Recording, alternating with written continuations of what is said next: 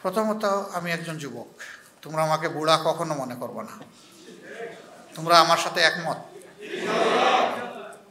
বুড়া বুড়া ভাব যদি এসে যায় তাইলে আর কাজ করা যাবে না। বয়স যাই হোক, বুড়ো চুল দাড়ি সব পেকে গেছে, তাতেও কোনো সমস্যা নেই, কিন্তু আমার মন যেন যুবক থাকে, তোমরা দোয়া করবে। 2 নম্বর হলো আমার নিরাপত্তা নিয়ে তোমরা চিন্তিত হবে না, তবে আল্লাহর কাছে দোয়া করবা, কারণ আমরা সকলেই আল্লাহর কাছে আমাদেরকে সাপোর্ট করে দিয়েছি। মহান রবের চাইতে বড় কোনো হেফাজতকারী নাই, আসমানের নিচেও নাই, জমিনের উপরেও নাই, এর বাইরে তো আর থাকার কোনো প্রশ্নই উঠে না।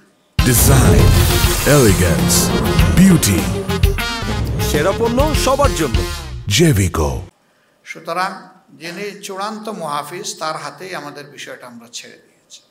তোমরা একটু চেষ্টা করো একটা চমৎকার আমল করার। এই আমলটা বাকি সমস্ত আমলকে আলোকিত করে। এটি হচ্ছে শেষ রাতের ইবাদত। এই ইবাদতটা যারা করতে পারে, বাকি ইবাদতগুলো আল্লাহ তাআলা তাদের জন্য সহজ করে দেন। এটা বড় কঠিন, কিন্তু অসম্ভব নয়। এটা কঠিন কিন্তু অসম্ভব নয়, এটা সম্ভব। এই জিনিসটা তোমরা ইনশাআল্লাহ করবা।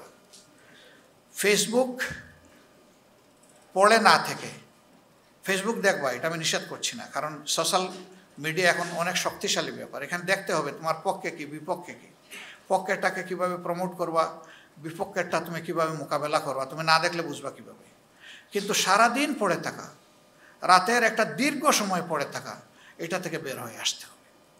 এটা আমাদের অনেক ক্ষতি করে ফেলতেছে, মেধার ক্ষতি, সময়ের ক্ষতি, স্বাস্থ্যের ক্ষতি, চিন্তার ক্ষতি, নৈতিকতার ক্ষতি। এই জায়গা থেকে আমাদেরকে অবশ্যই বের হতে হবে। বের হয়ে এই জায়গাটা আমরা যৌক্তিকভাবে কাজে লাগাবো ইনশাআল্লাহ। আমার আখের কথা, সময় আল্লাহ তাআলা সবসময় অনুকূল হাতে এনে দেন না, সময়ের কাজ সময়েই করতে হয়। আজকের কাজ কালকে করবা, তোমার জন্য পড়ে থাকবে না, আরেকজন করে ফেলবে। এটা কোনো ময়দান খালি থাকে না, হয় সেখানে ভালো গাছ থাকবে, না হয় আগাছা থাকবে, একটা হয়ে যাবে। এখন ময়দানটা আল্লাহ তাআলা অনুকূল করে দিয়েছেন। প্রতিষ্ঠান, ক্যাম্পাস এবং ঘর বাড়ি, কোনো জায়গায় এখন আর কোনো ব্যারিয়ার আপাতত নাই। রবের দরবারে দোয়া করে মহান রব যেন এই জিনিসটাকে দীর্ঘস্থায়ী করে। দীর্ঘদিন আমরা বঞ্চিত ছিলাম। ক্যাম্পাসে তোমরা দাওয়াতটা দিতে পারো নি, অনেকে ভালো করে নামাজটাও পড়তে পারেনি। সেই রকম একটা ভীতির সংস্কৃতি সেখানে চালু করে রাখা হয়েছে। এ কাজ যারা করেছিল তারা এখন বিপর্যস্ত এবং অপদস্থ। আমরা এই সময় কোনো প্রতিশোধ নেব না, কাউকে নিয়ে ঠাট্টা মস্করা করবো না। মানিক সাহেব কলাপাতায় ঘুমাইলো নাকি ভালো জাজিমে ঘুমাইলো, এগুলো আমাদের সাবজেক্ট না। মাঝে মাঝে আমি এগুলো দেখি, তোমাদের পক্ষ থেকে হয়ে যায়, এটা আসলে আল্লাহর দরবারে পছন্দনীয় বলে আমি মনে করি না। কোনো মানুষই বিপদে পড়ছে তাকে নিয়ে টিস করা ঠিক না। ওরে আল্লাহর হাতে সাপোর্ট করে দাও, সংশোধনের সুযোগ তাকে সেইটা করে দাও, না তাকে চুপ করো। এই যে আমরা ট্রল করি মানুষ মরার পরে এবং এই ধরনের বিপদে পড়ার পর, এটা ভালো জিনিস না। তুমি আরেকজনকে অপমান করবা, সেটা তোমার দিকে ফিরে আসবে। ইসলামী মহলের ব্যাপারে আমাদের তীব্র আকাঙ্ক্ষা যে আমাদের একটা ঐক্য হওয়া দরকার, কর্মের ঐক্য, চিন্তার ঐক্য। কিন্তু সেই আমরাই আবার ওদেরকে দিয়ে কেউ একটু খুশা দিল আমাদেরকে, বস আমরা ফুঁসে উঠলাম। এটা করা যাবে না। তোমরা নিজেরা করো না, আমি এটা বিশ্বাস করি, কিন্তু আমাদের সহকর্মীরাও যাতে না করে সেই দিকে সতর্ক দৃষ্টি রাখতে হবে। আমাদের কিছু উলামায়ে কেরামও আছেন যারা মাঝে মধ্যে এগুলাতে জড়ায় পড়েন, কিন্তু এটা ফিতরতান কিছু ব্যাপার আছে। মানুষের ফিতরত সহজে পরিবর্তন হয় না।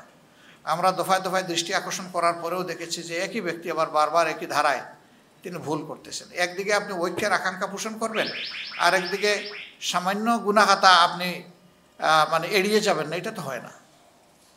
মুমিন তো সেই যে তার ভাইকে ক্ষমা করে দেয়, রাতে ঘুমাবার আগে বলে আল্লাহ আমি তোমার গুলামকে ক্ষমা করে দিলাম, এর উসিলায় তুমি আমাকে ক্ষমা করে দাও, সেই তো মুমিন।